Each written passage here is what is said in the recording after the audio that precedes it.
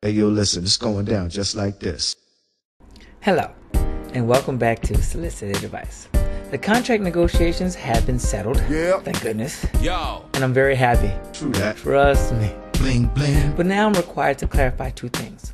Number one, I cannot diagnose on this show.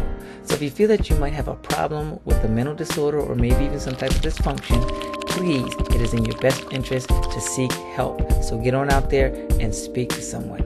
And number two, don't take my humor seriously because I'm trying to entertain. Take my information seriously because above all else, I'm here to educate. So just let everything else roll off and just have a good time. And with that being said, let's move on to question number one.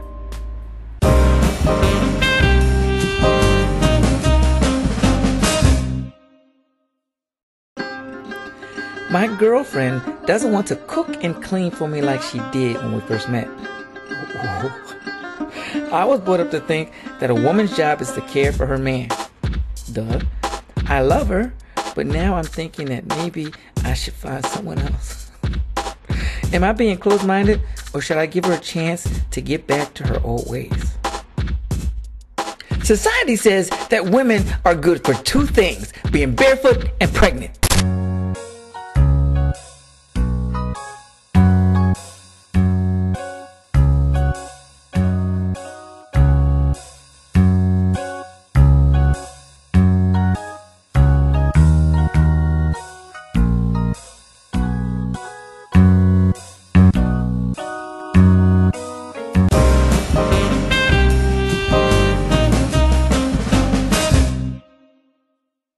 Why'd you cut me off? I said that's what society thinks, that women should be barefoot and pregnant. I don't think that. If I thought they should be barefoot and pregnant, how could they slave over a hot stove?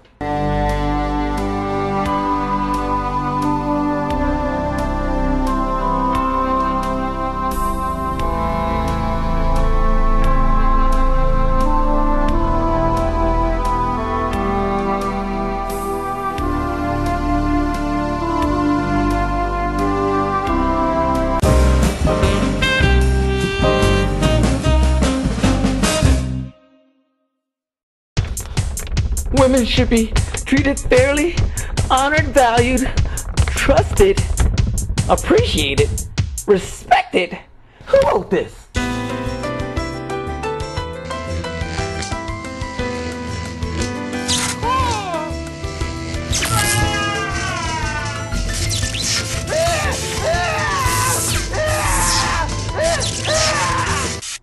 Can we just move on to question number two?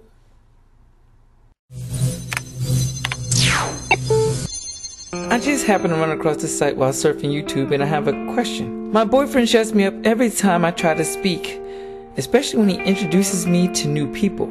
They ask me a question, but he always answers. And I don't want to embarrass him, but every time he does so, I get really angry because I just stay quiet. But when we're alone and we're together, he's fine. It's just when we go out in public. What's wrong with him? Concerned in Vermont. Concerned in Vermont? Do I look like my name is Abby? But anyway, in order to answer this question, I think you need to think about three things. One is trust. Okay? The other is embarrassment. And the third is control. First of all, he doesn't trust you. Well, he doesn't trust what you might say. He may think that you might say something that he does not want to hear or that he doesn't think somebody else wants to hear. So that leads to embarrassment. He thinks you're going to open your mouth and maybe insert foot. I don't know what you guys do when you're together. Maybe you're a trucker and you smoke a pipe and you have a foul mouth or whatever, but he's thinking all that stuff is going to happen and he might be embarrassed, which leads to control. He's taking away your voice. He wants to control everything that you do. So he looks even better.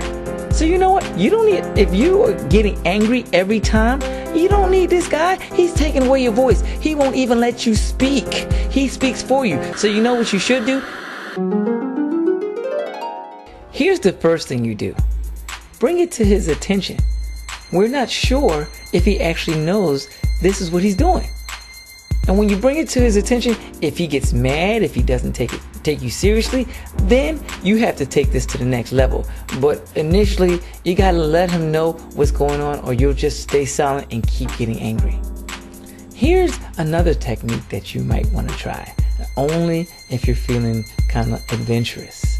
The next time someone directly addresses him, you may be the person to respond initially, and then gauge his expression.